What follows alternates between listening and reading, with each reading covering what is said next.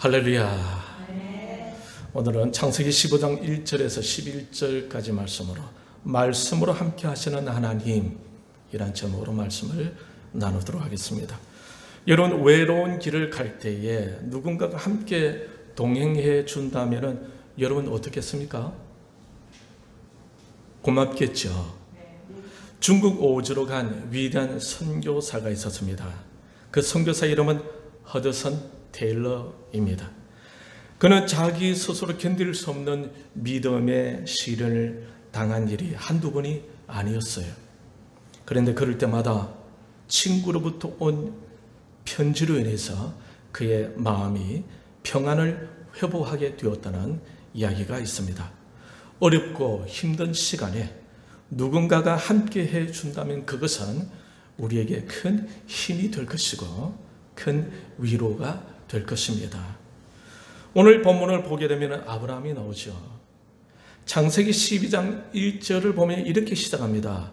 여호와께서 아브라함에게 이르시되, 이때가 하나님께서 처음으로 그에게 나타나셔서 그와 함께 해 주실 때였습니다.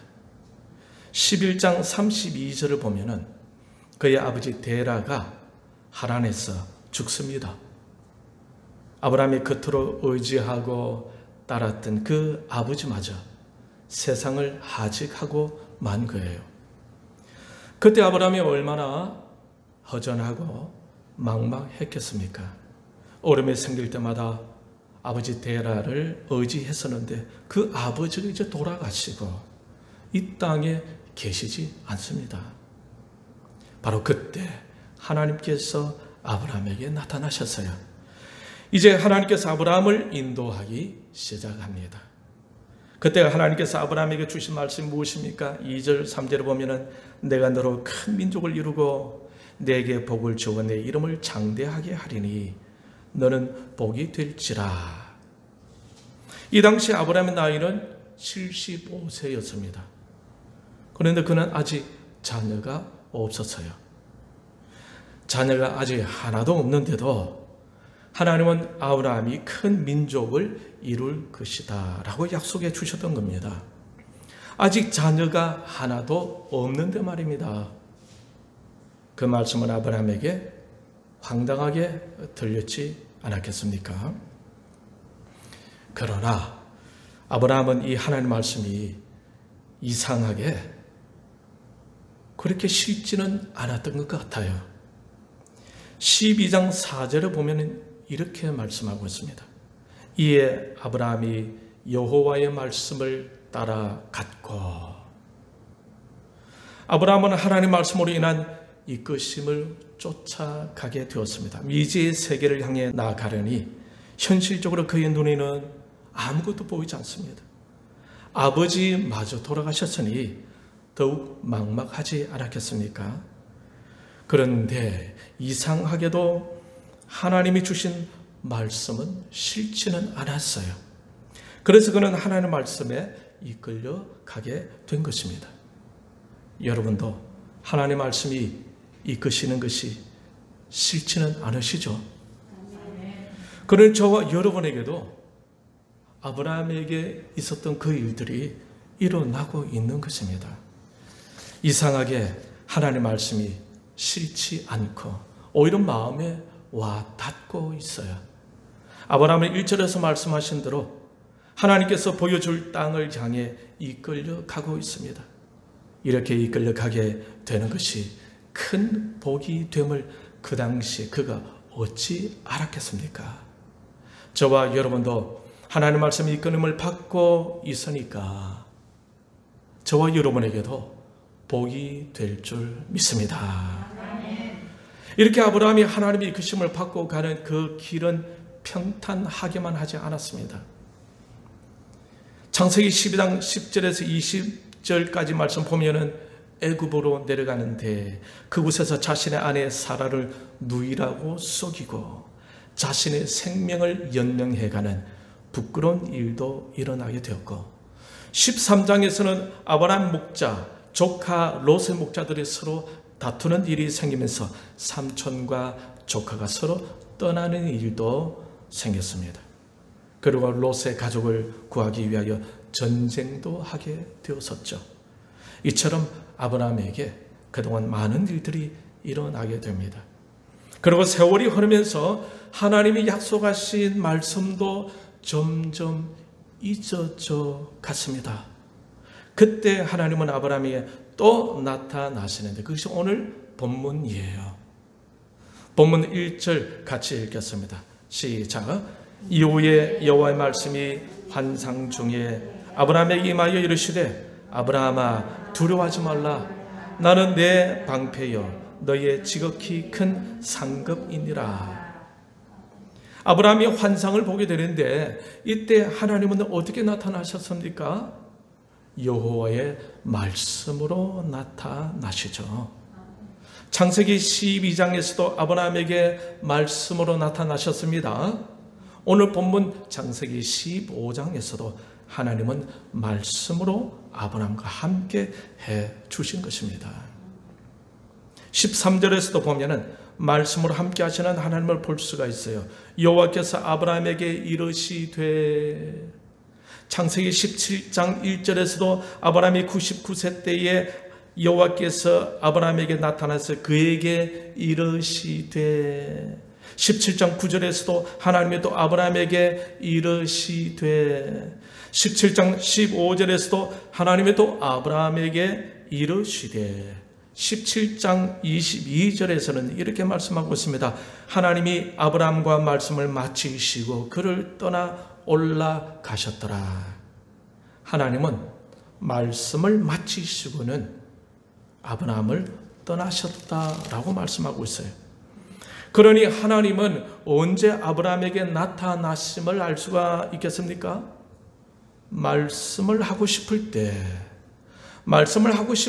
하나님은 아브라함에게 나타나심을 알 수가 있습니다. 그러니 그 말씀 속에 하나님의 의도와 하나님의 뜻이 심겨져 있는 것입니다. 그러니 오늘날에도 말씀 속에 하나님의 의중이 담겨져 있고, 말씀 속에 하나님의 뜻과 계획과 목적이 담겨져 있다라는 것입니다. 말씀 속에 하나님의 마음이 담겨져 있다는 거예요. 그러니 하나님을 가까이 하고자 하는 자들은 어떻게 해야 하겠습니까? 말씀에 귀를 기울여야 함을 알 수가 있겠죠. 이사야 28장 23절을 보면은 너희는 귀를 기울여 내 목소리를 들으라, 자세히 내 말을 들으라 라고 말씀하고 있어요. 하나님은 어떤 분이십니까? 말씀으로 우리와 함께 하시는 분이십니다. 그러므로 우리는 이 말씀에 초점을 맞추고 이 말씀에 집중하고 이 말씀을 묵상하고 이 말씀 속에서 하나님의 뜻을 찾으려고 해야 합니다. 거기에 우리 인생의 답이 있는 것입니다. 여러분, 하나님을 만나시기 원하십니까? 그렇다면 말씀에 집중해야 되겠죠. 말씀으로 하나님이 함께 하시기 때문입니다. 하나님이 우리와 만나 주실 때 말씀을 주시기 때문입니다. 그런데 많은 경우에 이 말씀에 귀를 잘 기울이지 못합니다. 예배를 드리면서도 말씀 속으로 잘 들어가지 못하는 경우가 때로는 있겠죠. 때로는 우리가 육신적인 삶에 집중해 살 때에 우리는 하나님의 말씀이 잘 들려지지 않습니다. 왜냐하면 우리 영이 육신적인 것에 길들여져 있기 때문입니다. 그래서 말씀에 잘 집중되지 못하는 것입니다. 그러다 보면 예배 시간에 잠시 멍하게 보내는 그런 경우도 있어요. 때로는 말씀을 들으면 졸음이 막 쏟아지기도 합니다. 그것은 우리가 육신적으로 되어 가고 있다라는 증거가 될 수가 있습니다. 그런데 우리 영이 맑아지면 어떻게 될까요? 말씀이 들려져요. 말씀에 관심이 가져집니다. 말씀에 집중하게 됩니다. 말씀 속으로 빨려 들어가게 되는 것입니다. 그래서 우리는 잊어서는 안 되는 것은 말씀 속에 하나님의 의도가 심겨져 있다라는 것을 잊어서는 안 됩니다. 말씀을 통해 하나님이 우리와 함께 하신다는 것을 여러분 꼭 기억하시기 바랍니다.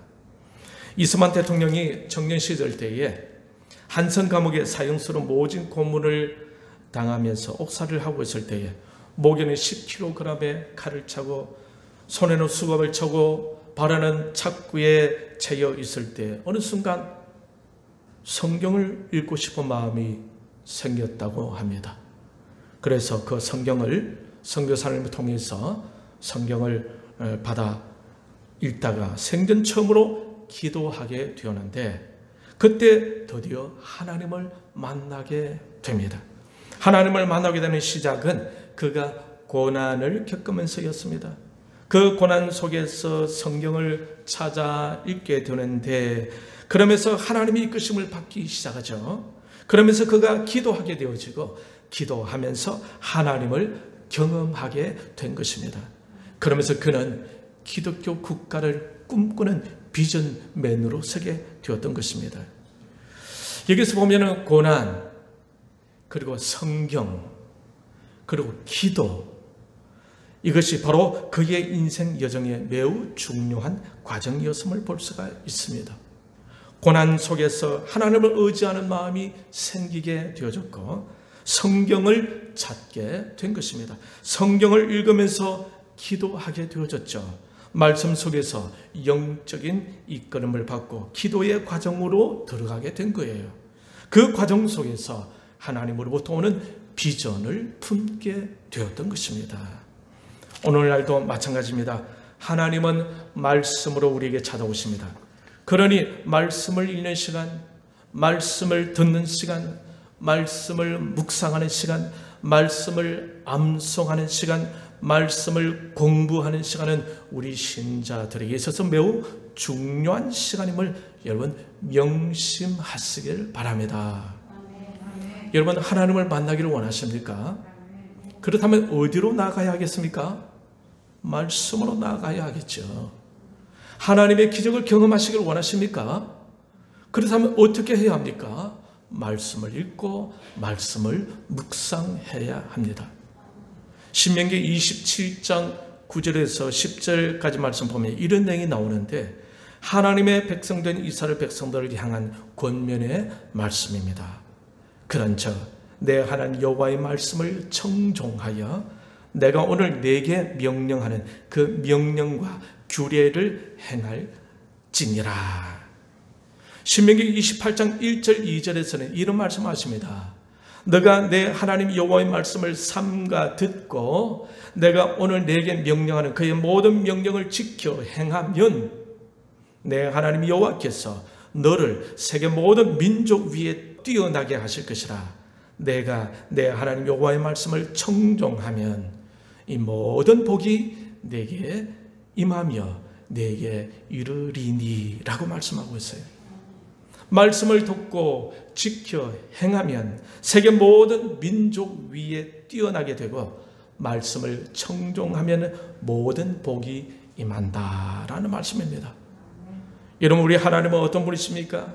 예레미야 29장 11절을 보게 되면 여호와의 말씀이니라 너희를 향한 나의 생각을 내가 아나니 평안이요 재앙이 아니니라 너희에게 미래와 희망을 주는 것이니라.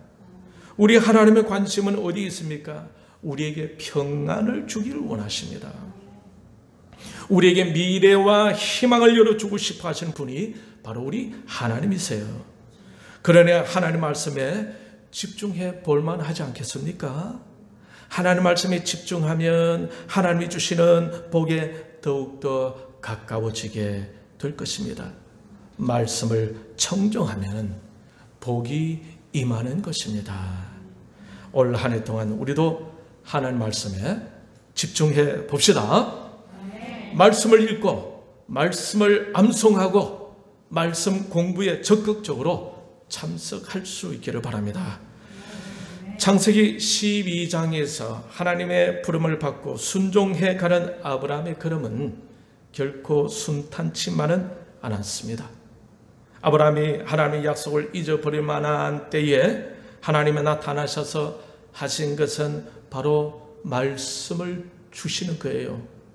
그 말씀 무엇입니까? 1절 중간에 보면은 아브라함아 두려워하지 말라.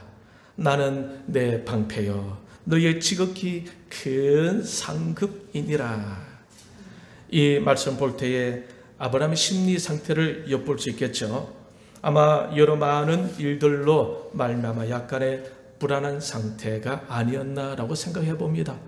그런 아브라함에게 하신 말씀이 무엇입니까? 두려워하지 말라였어요. 왜 두려워할 필요가 없습니까? 나는 내 방패여 너의 지극히 큰 상급이니라. 하나님께서 그의 방패가 되어주시고 하나님께서 그의 큰 상급이 되어주신다라는 것입니다. 올 이 한 해 동안에 우리는 어떤 일이 일어날는지 모릅니다. 이 미지의 세계를 향해 나가는 저와 여러분, 오늘 이 말씀 하나님께서 우리에게 주시는 명령, 두려워하지 말라. 여러분 두려워하지 마시길 바랍니다. 하나님께서 우리의 방패가 되어 주실 줄 믿습니다. 하나님께서 우리의 상급이 되어 주실 줄 믿습니다. 하나님께서는 아브라함에게 방패가 되어 줄 것에 대한 약속을 하고 있어요. 많은 일들로 인해서 의기소침해 있을 아브라함에게 하나님은 큰 위로와 격려가 되었을 것입니다. 사랑하는 성도 여러분, 이 한 해 동안 어떤 일이 우리에게 일어났는지 모르죠. 지금 우리나라는 고물가 시대, 고금리 시대, 고환율의 시대를 맞이하게 되었습니다. 정치적으로 경제적으로 많은 위기의식을 가지고 새해를 출발하게 되었습니다. 이 해를 시작하면서 우리는 오늘 이 본문의 말씀을 가지고 하나님의 음성을 듣고 있는 것입니다. 두려워하지 말라. 내가 너희의 방패가 되어주리라. 너희의 상급이 큰 상급이 되어주리라. 여러분 이것을 믿으십니까? 어떤 어려운 상황이 온다 하더라도 이 하나님 말씀을 믿고 믿음으로 인내하며 주님만 바라보며 전진하는 저와 여러분들이 다 되시기를 축복합니다. 시편 18편 2절에서 다윗은 이렇게 고백합니다. 여호와는 나의 반석이시여 나의 요새시여 나를 건지는 이시여 나의 하나님이시여 내가 그 안에 피할 나의 바위시여 나의 방패시여 나의 구원의 뿌리시여 나의 산성이시로다.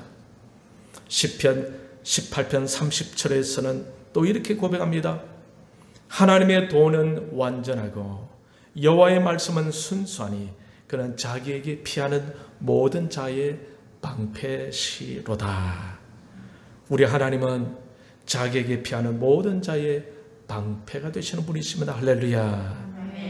사랑하는 성도 여러분, 아브라함의 방패가 되어주신 하나님, 다윗의 방패가 되어주신 하나님, 그 하나님께서 저와 여러분의 방패도 되어주실 줄 믿습니다. 아멘. 하나님께서 아브라함에게 두려워하지 말라. 내가 너희의 방패가 되어주겠다고 하실 때에 아브라함은 아주 미심적인 것이 있었어요. 왜냐하면 여전히 자기에게는 자식이 없었기 때문입니다.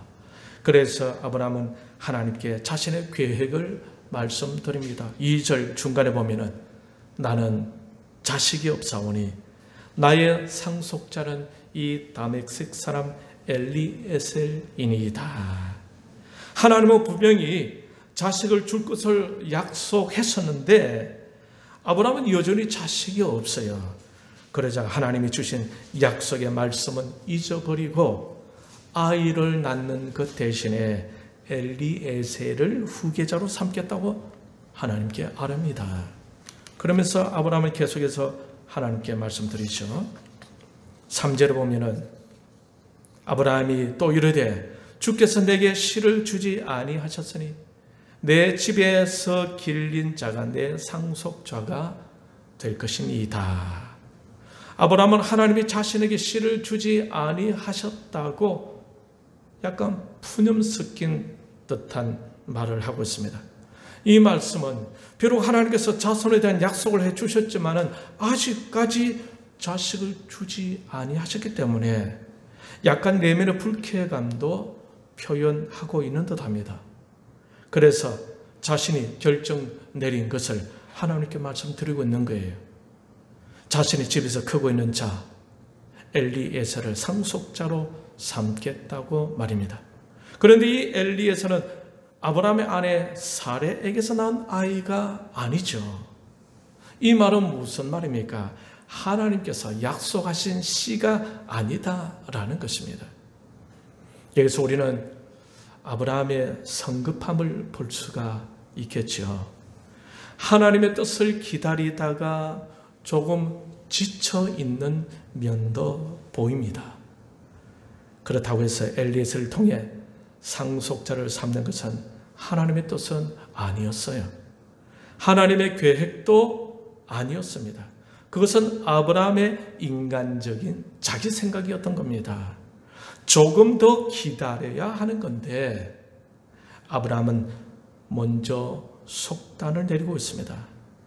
하나님은 그 약속을 포기하지 아니하셨음에도 불구하고 아브라함은 이미 스스로 포기하고 인간적인 방법을 사용하고 있는 것입니다.